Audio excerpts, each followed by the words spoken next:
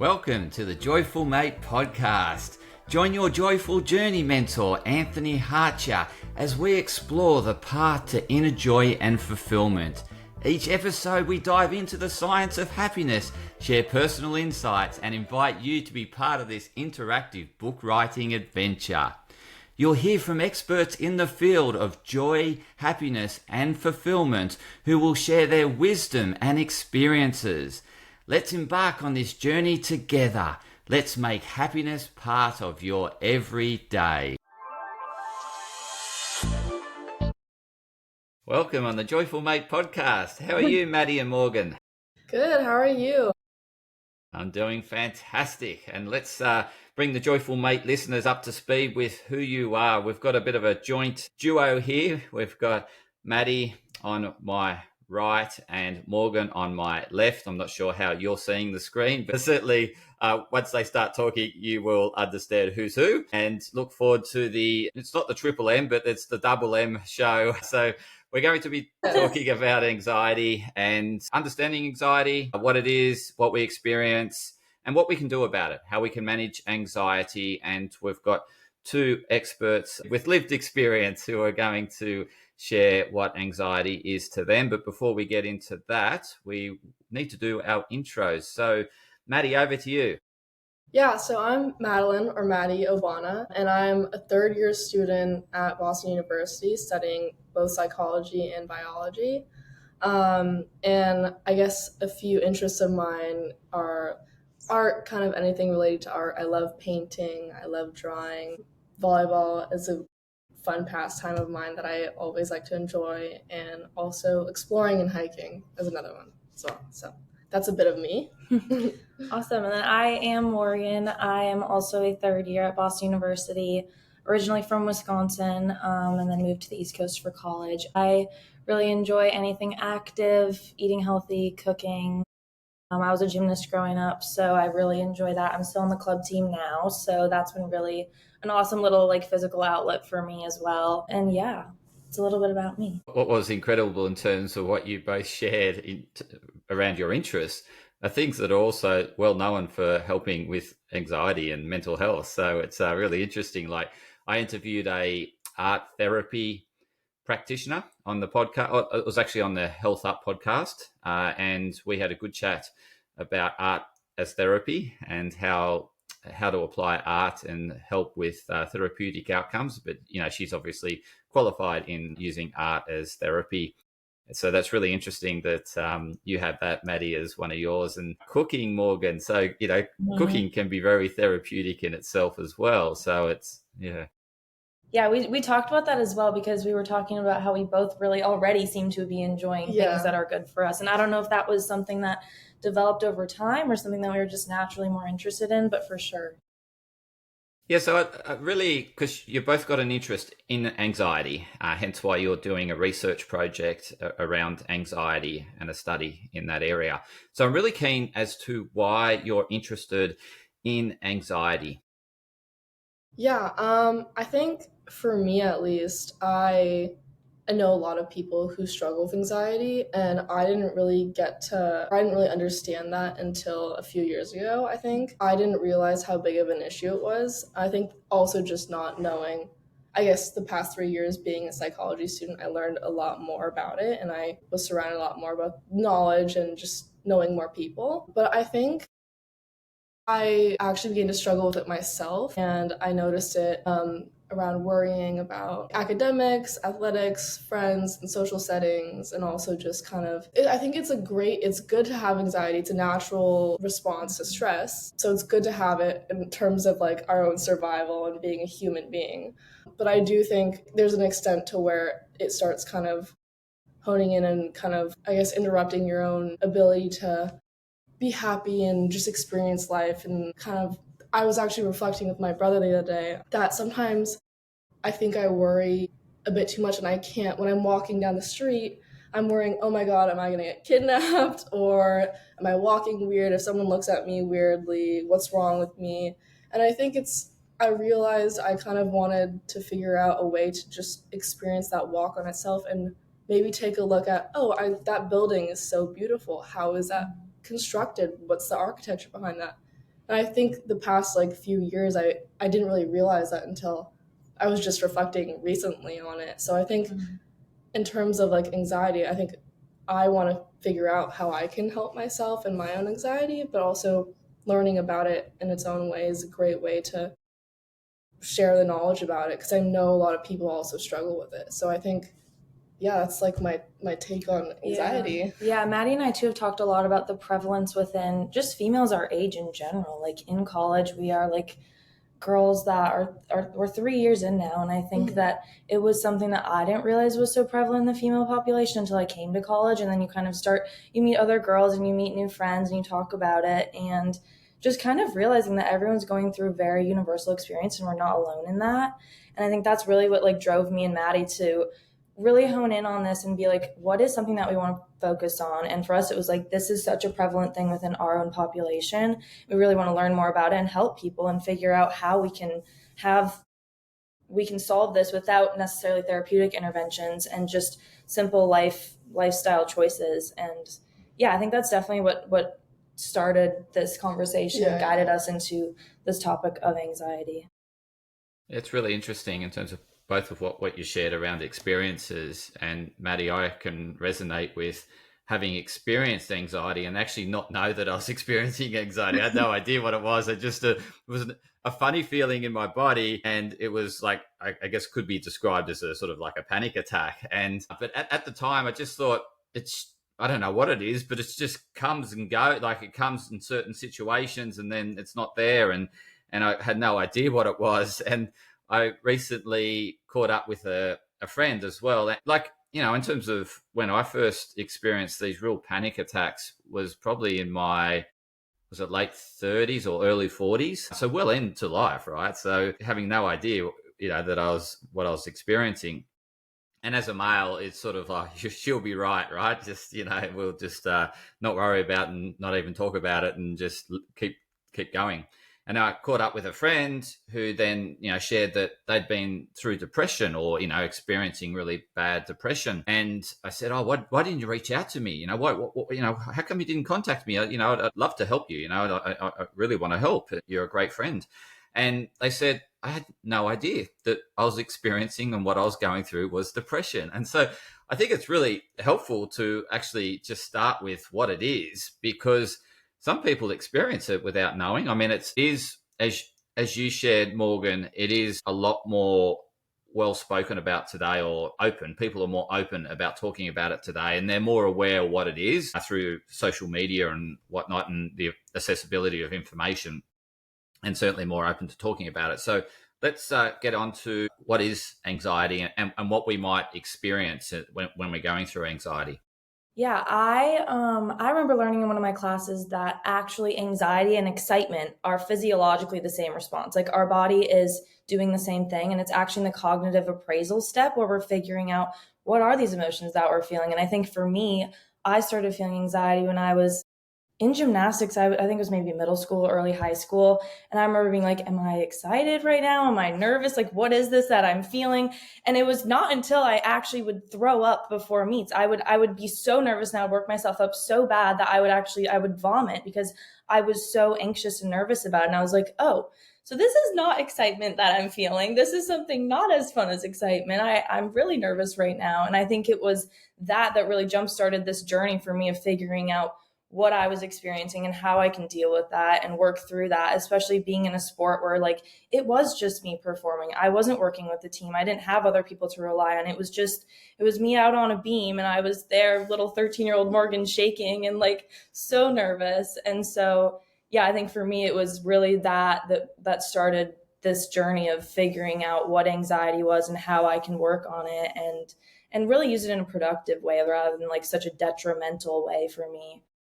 But yeah, that for sure is what helped me to figure out what this anxious feeling was that I was experiencing. That's pretty interesting, because now that I like think about it, I did a lot of, like, my parents put me into a lot of activities and sports when I was younger, and one of like the big ones was taekwondo. And taekwondo is a pretty like it's an individual sport as well, and I did competitions as well, and I would always I don't know, I would get super anxious. I'd like try to avoid going to classes. And so I'd cry my way out, or like I would throw a tantrum, and I didn't really realize until like you just said that I probably just didn't want all the attention. It was scary and it was nervous. You don't and realize it, you don't really, yeah. yeah. So it's interesting to think about that. Yeah. I think anxiety too is such a complex emotion. It's not like sadness where you feel this emotion, you start crying or whatever. Like it's so much more than that. And I think it's really trying to figure out how you can work on that and deal with that. And it's hard to figure out what you're feeling when you're a young person. And I think now for both of us being 20, 21, like starting our adult lives, being in college, you know, so many environmental stressors that we're experiencing, really figuring out how to deal with that and use that in a productive way going into our adult lives. Yeah, it's great. I mean, it's great in terms of what you shared around like how you've experienced it. Well, certainly in the sporting context, and I think a lot of people can relate to the sporting context. And it's interesting how it could be also associated with the excitement about it, and also the I guess the fear. It's like and I think very much back to that primitive wiring of survival is like excited about getting prey and fearing the predator, right? So it's Sure. one thing that we want. Like I'm super excited about competing because I'm after this gold medal. I want to win the race or want to win the fight or whatever it might be. And then the other one is that, you know, I don't want to get beaten up. I don't want to lose. I don't want to embarrass myself, you know, in terms of being in the focus and stuffing up. And so it's that thing that you're trying to avoid. But as you said, the feeling within the body can be one or the other. So in terms of, you mentioned in terms of some symptomology as to what you might experience in the body, like nausea, feeling sick, vomiting, actually going to, you know, vomiting. What else do we feel in our body when we're experiencing anxiety? Definitely like an increased heart rate. Sometimes when I'm anxious, I feel like I don't even realize it until I'm like, wait, my heart is beating way too fast. Like, and I use like deep breathing techniques to kind of slow it down. And it does take a while, but definitely your increased heart rate. I would say like restlessness, like if you can't sleep, for example, like sometimes if you're just worrying, constantly worrying, and you can't, your brain won't turn off, like then you can't sleep. So I would say that just like excessive worry, like about kind of anything, things that maybe you don't need to be worrying about, things that aren't, I guess, like for example, you said like the survival thing, like something that's not going to kill you, but it's still worrying to you. Like you're, yeah, exactly. Yeah, I think too it's really scary how quickly the like the feelings can overtake your body. And I have an Aura ring now. I think Anthony, I saw you have an Aura ring as well. And mine will actually like shoot me a little notification and it'll be like, "Are you feeling stressed right now?" And I'm like, "Yeah, actually, I think I am." And I didn't even notice it because sometimes we're so stuck in our head that we don't realize what we're feeling. We don't realize that it is anxiety. And you're like, "Wait, my heart is racing. I am feeling nervous. I am sweating. Like my palms are sweaty, you know?" And I think you don't always realize it either, but definitely like recognizing what the triggers are. And then like for me, like now having my ring that can kind of help me detect what I'm feeling has been super helpful for me. Yeah, I've certainly noticed the aura ring, or just having that feedback that you know, your body has been a bit more stressed than usual, and you think, oh yeah, that makes sense. You know, I've had that on today, or I was doing that, or the environment, the weather was like this, and hence made my body, you know, feel a bit hot and bothered. And certainly that's the way we're feeling in Sydney at the moment with some hot weather. In terms of, you've shared some practices that really help with the management of anxiety, and as you shared early on, Maddie, that anxiety isn't, you know, like a bad thing, right? We have it for a reason, and I think you also share that it's just when we don't know how to manage it, or it gets uncontrollable and overtakes us and it runs our lives, is a more concerning thing. But you know, having that fear response is a good thing to have in the right situations. But obviously, as you just shared, Morgan, that it can be triggered from all sorts of things, right? There's all various triggers that can, based on past experiences, that can trigger anxiety within us. So once we note that we're feeling a bit anxious, our heart is racing, or you know, a bit sweaty in my palms or under my armpits, and I'm a bit all over the place, a bit scattered. And what are some practices? I think Maddie, you've shared breathing. What sort of breathing, how you can do this? So please share. Yeah, I think I practice deep breathing a lot, and I don't think I really even noticed I did it until I actually went, did a meditation class, and I was like, wait, I do that on my own already. I didn't know that was actually a way of calming yourself down. But yeah, I do like deep breathing. I think deep breathing helps you kind of like slow down and kind of focus like in the moment. I think when you are when you're anxious in the moment, you're kind of thinking ahead of like you're not really in the moment. I feel like, or for me at least, when I'm experiencing anxiety, I feel like I'm almost ahead of the moment. I'm thinking about what's next, about the future, about just kind of like overthinking, I guess.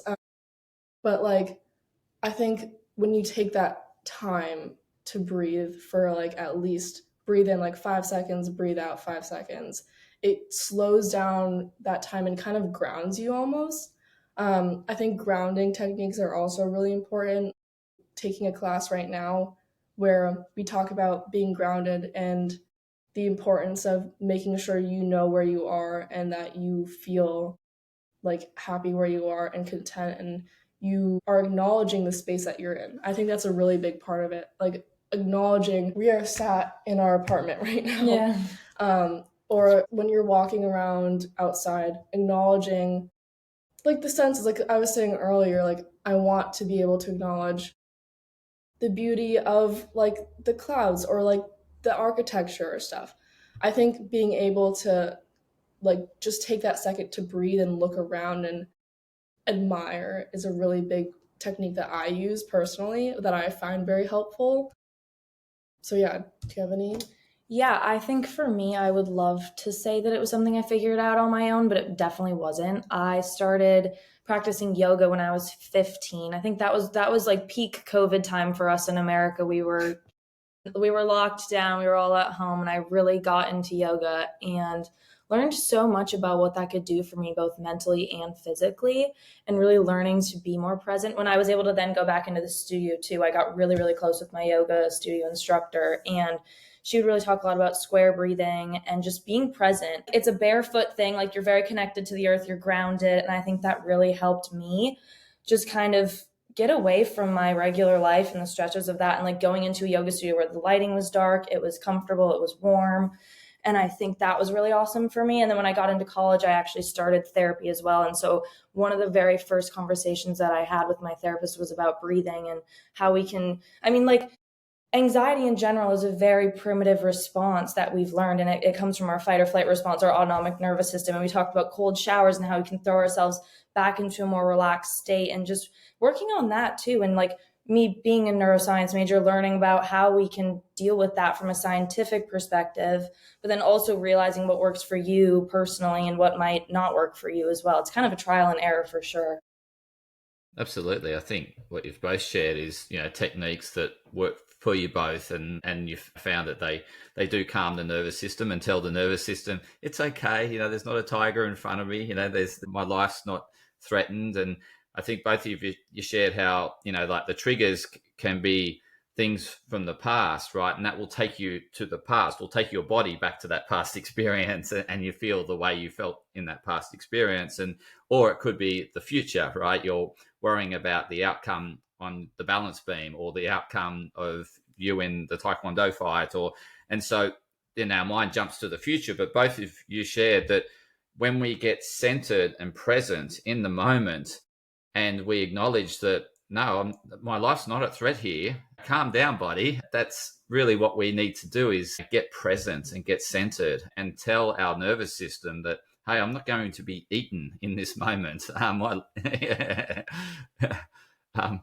and, and and if you were, then you wouldn't be in that position. Like you mentioned, being 2 feet on the ground, standing and acknowledging where you are in space and time.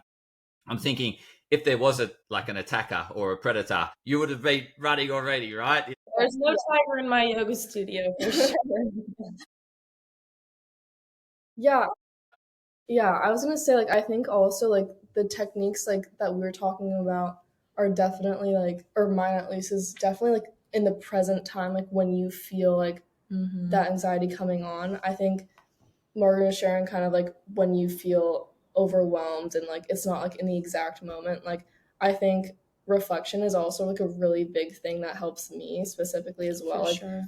it's not like, I know a lot of people talk about journaling. My brother is a really big advocate for journaling, and I've tried really hard. So I think it's, you also don't want to pressure yourself into like trying like doing these techniques. Like I think you should just maybe try and see what works for you, and if it doesn't, it doesn't. Like for me, for example, like I tried journaling so many times and I just can't do it, and it just doesn't feel natural to me.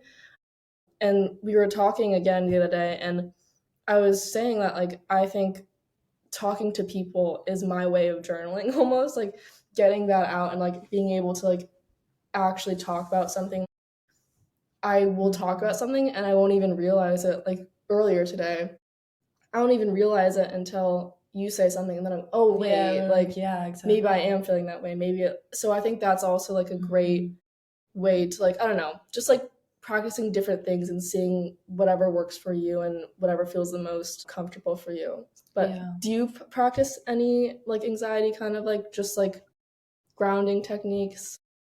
Yes, I regularly do grounding, connecting with nature. I've got an affinity, I think we all do in some way, have an affinity towards nature. So I visit my local beach regularly, probably at least twice a day, hopefully sometimes 3 times if I can get to the local beach. Live very close to it, which I'm very grateful to be so close to something I love and really connect with. So that keeps me very grounded. But to your point around journaling, I'm not a writer. I just don't like writing. So I don't mind talking. So, and I think, like talking with others is, a way of, just going through the thought process in your head and sort of hearing out the rationality or irrationality and thinking, what, why am I thinking that? That's just absurd, when you actually say it, right?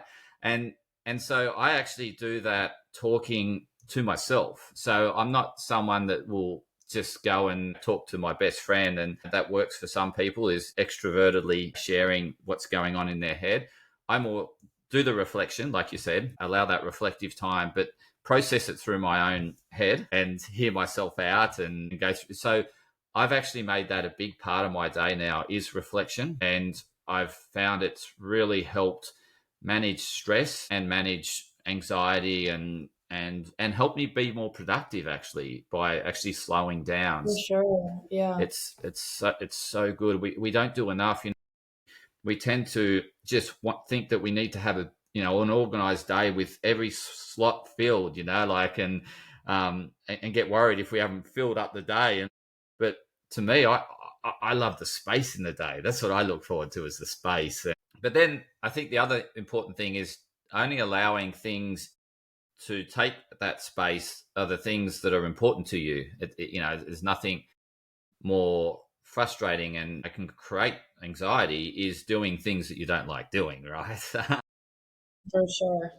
Yeah, I know. I was going to say one of the biggest things for me, and I think we all can probably agree, is just awareness, like being aware of what's going on.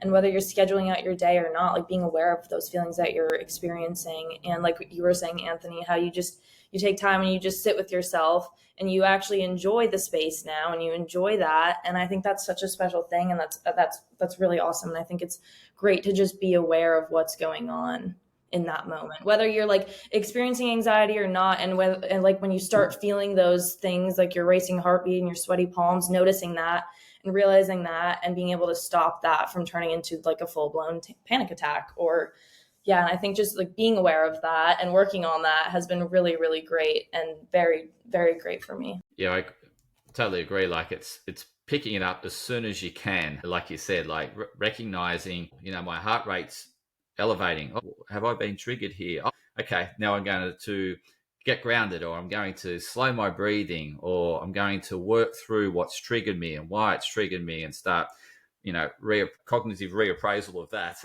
Mm-hmm. Yeah. So I think it will. Any change starts with awareness. So you're absolutely right. You've got to be aware, and in order to change the situation. Otherwise, it's hard too now when I feel like our world is moving at 400 million miles per hour, and like you don't have time to just stop in your day. but really making that time, whether it's on a lunch break or you're walking to the train or whatever, like just taking those few brief moments that you have. It doesn't have to be 30 minutes, but just taking a brief moment to kind of check in with yourself and being like, how am I actually doing right now?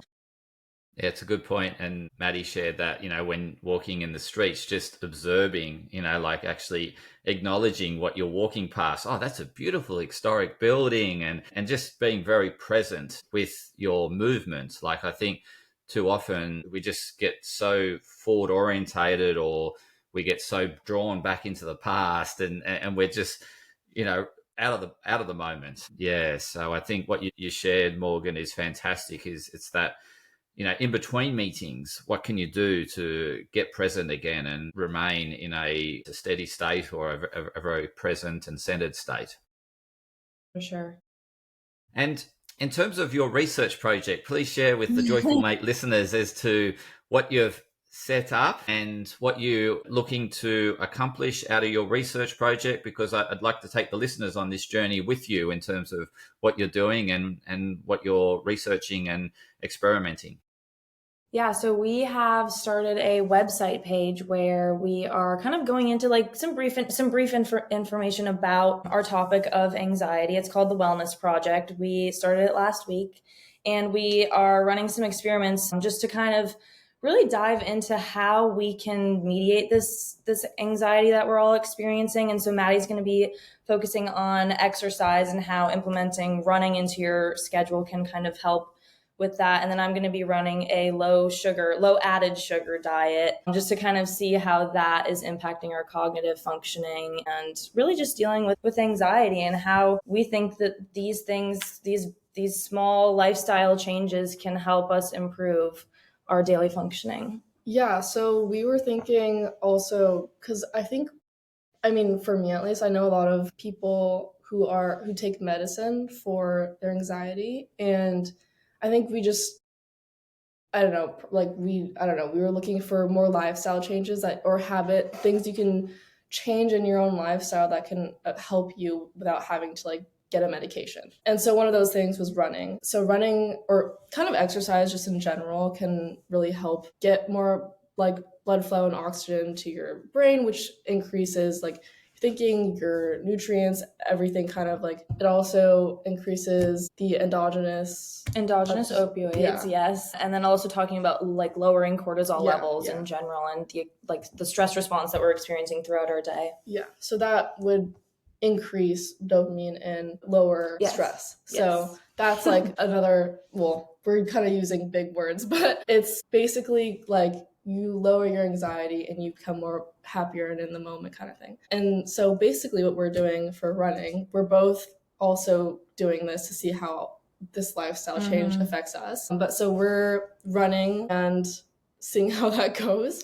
Yeah, I was telling Maddie that this morning I woke up and I just was having one of those anxious days like we all do. And I was like, okay, I need to go on a run. And actually my roommate was there, and I was like, please, like, you need to force me to go on this run, because if you don't tell me I need to go, like, I'm just going to sit in my thoughts and I'm not going to go, and then I'm going to overthink it and have a bad day. And so I went out on my run. I ran, maybe 2-3 miles, nothing crazy, just around Darling Harbor and back to Chippendale. But then we have little forms that we fill out after we do our runs, and I filled it out, and I was like, wow, I'm feeling so much better. And we're not even a full week into it, and I'm already noticing how just going on a run really just has helped me to kind of sort out my thoughts and feelings and anxiety, and I'm feeling so much better now. And it's literally been our second run of the week. Yeah, exactly. So we have, as Morgan was saying, we have kind of like checkpoints. So we had a anxiety, like kind of general just baseline, like how anxious are you on a day-to-day basis before you started running. And then we have kind of I guess every time you run, a mid check-in, and then a midpoint, and then an after point, and then that's where we'll really kind of look at our data. We've recruited some awesome friends of ours to do it with us. Thank you to my friends who are doing the low sugar diet with me. I don't know if I would do the same for them, but they are the best. Yeah, exactly. And we've never run. We like don't really run, I think, which is like something to like say before, like, or just leisurely, like nothing routinely. So I think we really wanted to experiment with that. Yeah. So like, I mean, I used to run track, but I used to run short distances. Like I never thought I could run a long, I guess, 3 miles. Like, I never thought I could do that.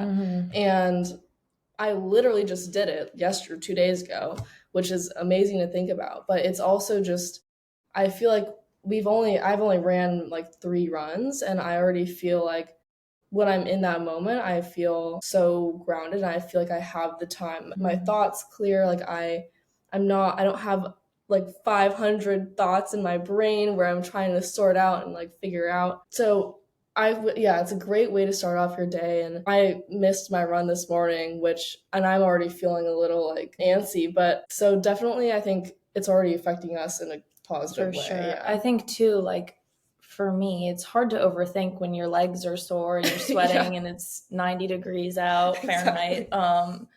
I think for that, like that alone is doing wonders for us. Yeah, you have to focus on breathing and like getting air into your lungs. Yeah. But so that is what we're going to be focusing on. We're also, we forgot to mention, we're doing what's called Hump Day Harvest, where we're experimenting with new recipes. Today we're making kimchi. We were doing a lot of research on probiotics and the effects that probiotics have on our life and seeing what that's going to be like. So stay tuned for our kimchi recipe. We'll be filming that later today. And I'll include the link to the wellness project page in the show notes. So the listeners, you can go directly to that link and see what Maddie and Morgan are up to in terms of their Hump Day Harvest and how their runs are helping their management of anxiety. And it's just great to hear that so simple, something so simple can have such a profound impact, like food, just eating whole foods, no added sugar. It's just no added sugar.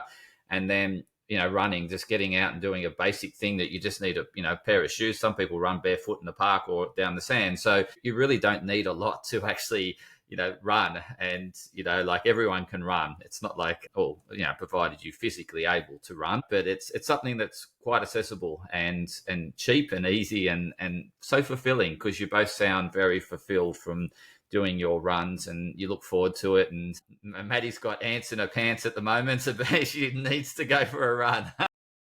Exactly. Yeah, I mean, Anthony, you are one of the professionals in this field. What advice can you offer in regards to physical health, diet, exercise? What do you encourage your clients to do? Yes, so certainly movement in general. So being more active throughout the day and whether you're time poor, just looking for opportunities like you mentioned, Morgan, was like in between meetings, get up, go for a walk, or if you're getting public transport, get off at a stop, before, or a couple of stops before, or miss your stop and have to walk back. And so it's just finding ways in which we can increase our activity during the day. We were born to move and be mobile, because we had to go and forage. We had to go and get our food. So we're generally moving most of the day, and probably rested under trees in the middle of the day, and that was the time at which we were a bit sedentary. But other than that, we were pretty much moving all day. And our life, the modern lifestyle is very sedentary, and so we need to make more effort to move. Moving your body increases the energy. We actually generate, our muscles are piezoelectric, so they actually move electrons, and that electron movement will actually generate energy. So moving actually creates energy, and so the more we move, the more energy we have. The more sedentary we are, the less energy we have. And particularly moving outside, because that's another way in which we can bring energy into our body, is being outside. And you both mentioned how much better you feel for being outdoors and moving. So that's a double gain in terms of energy absorption from the environment and moving your body. So I think when we move our body, we want to be outside. We don't want to be in gyms. Ideally, being in gyms is a last resort, but taking every opportunity to move your body outside and move it how you like to move it. So just as we discussed before, that this is very individualized in terms of what helps us manage anxiety, and same with exercise, same with what we eat. We need to do it in terms of what works for us. Like, so some people like dancing, so dance more. Some people like walking, walk more. Just moving your body how you like to move it, and do it regularly and consistently is really key. So I think that's pretty much what I recommend, and particularly endorsing the outdoors. As much as we have sedentary jobs, we're indoors a lot of the time, up to 90% of the time. And as you know, in places of the world that don't receive much sun experiencing SAD, seasonal affective disorder. Well, us being inside, we're just automatically experiencing that because we're disconnected from nature, we're disconnected from life source, which is the sun, right? So Right. we need to be outside, and the more frequently we're outside, the more we'll feel better about ourselves and be more energized and just more content and connected. So that's probably what I recommend, is exercising, moving the body as you like to do it outside. Yeah, I mean, we are definitely perfect experimental subjects for that because we have been in Boston for the past few winters, and now we have the delight of experiencing Sydney during the summer months. And I think that we both have talked about how amazing we feel here and just how being out in the sun and the warmth is such a game changer for sure. And then we're talking to our friends back home that are talking about how it's freezing and snowy and gloomy and just how different of a world it is there versus our winter here. Yeah, well, it is. I mean, those sort of conditions, it's hard to go outside. It's quite challenging. So it does sort of make it difficult for that period of the year. And yeah, so I think, if you're in an environment where it's conducive to going outside, get outside and move your body more, and it will certainly help you, just your overall well-being and managing stress and everything of that associated with well-being. So thank you for coming on the show. I really appreciate you putting aside the time and sharing, your thoughts on anxiety, what it is and what you do to manage it and what helps, and also just sharing a little bit about your project. I really appreciate you both, Morgan and Maddie, for coming on the show. Thank you so much, Anthony. We really appreciate it as well.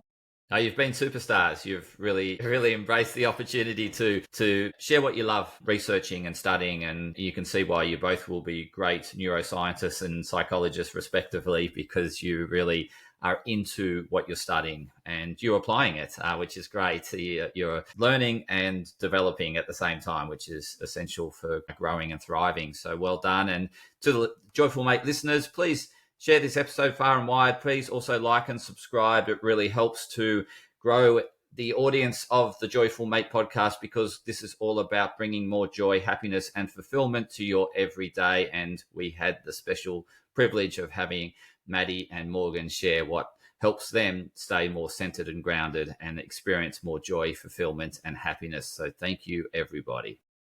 Thank you.